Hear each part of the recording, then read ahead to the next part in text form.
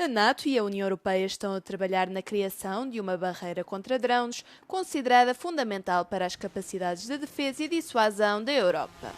Dadas as crescentes incursões de drones e caças russos sobre o espaço aéreo de vários países, incluindo a Polónia e a Roménia.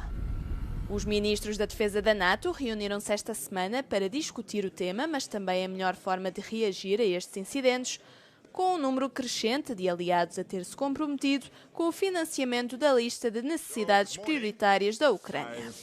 O coronel Martin O'Donnell, porta-voz do Comando Supremo das potências aliadas na Europa, diz que a proteção do flanco oriental do continente é a principal prioridade. NATO obviously working with the EU, working with all allies, right, to shore up their air defenses all along the Eastern Front.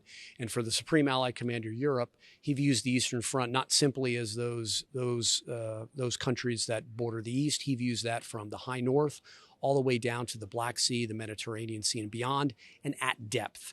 As the NATO Secretary General has said, we're all Eastern flank nations.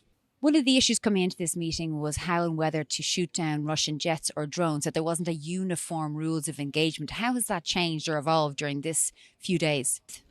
So I think one of the most important things to mention is the fact that Sakir, Supreme Allied Commander Europe, with all forces that are assigned to him, assigned to NATO, has the authorities at the moment to act.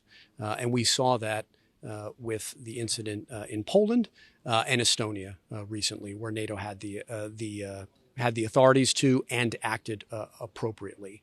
There's been a lot of reports that there's been quite a sudden and sharp decrease in military spending and military support for Ukraine amongst allies, over 40%.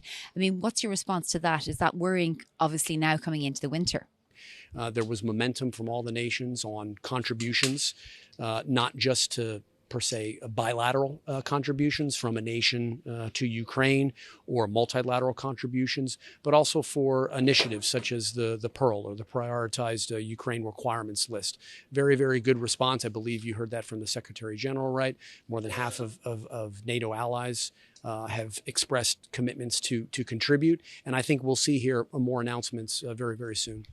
Now, we know that Donald Trump is obviously going to make a decision on Friday about Tomahawks and the use of Tomahawks. But what's your own impression of the impact of this discussion? Well, I think there's a number of things worldwide, right, that potentially make the movement towards peace more possible. We saw recent developments in the Middle East, right, that President Trump drove. We'll see what happens on Friday, and we'll see what happens from Friday.